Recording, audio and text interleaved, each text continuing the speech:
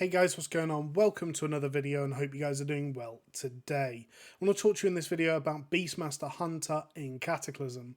Now, Beastmaster is thematically one of my favourite specs in the game and has been since it had its kind of mini rework thing in Wrath of the Lich King and exotic pets were introduced. BM Hunters in Cataclysm bring almost any raid buff from pets, and that utility in itself is just absurd, whilst also bringing one of the most unrepresented buffs in the game, which is the 3% damage increase for the raid. Unfortunately for them, their DPS is just worse than survival in almost all situations, and even their AoE damage relies on them using the correct pet to bolster it at times.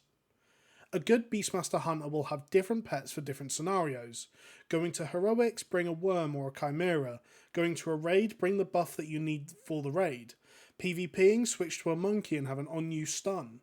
Bestial Wrath being on such a low cooldown can genuinely make BM being an interesting and fun spec to play, and even with my awful gear, I managed to pull 30 to 40k DPS on 10 mobs, and that is realistically something you could do on a regular interval. The only problem is during that downtime of Bestial Wrath, the damage just feels awful. The only reason I wouldn't expect to see a tuning pass for Beastmaster Hunter is just purely because of how versatile their utility is. I'd expect most try-hard hunters, so people trying to raid in like the top-end guilds or heroic clearing guilds early on, to be running a survival main spec with a Beastmaster off spec, just to be able to bring whatever buffs are needed in pugs or heroics or 10-mans. Remember, BM Hunters can also bring Lust. They are one of 3 classes in Cataclysm that can Lust. One of the only new mechanics added to Beastmaster Hunter is Focus Fire, a buff stacked up on your pet that at 5 stacks allows you to use Focus Fire to generate some focus to your pet, and an attack speed bonus for yourself.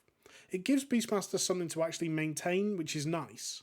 This is something that Beastmasters actually picked back up again in retail, and is quite fun and fluid to play with.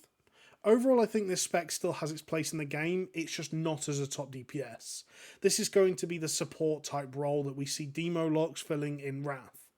Collectors, of course, will still favour the spec because of the cool pets you can get, and don't underestimate Beastmaster in PvP because it is prolifically strong.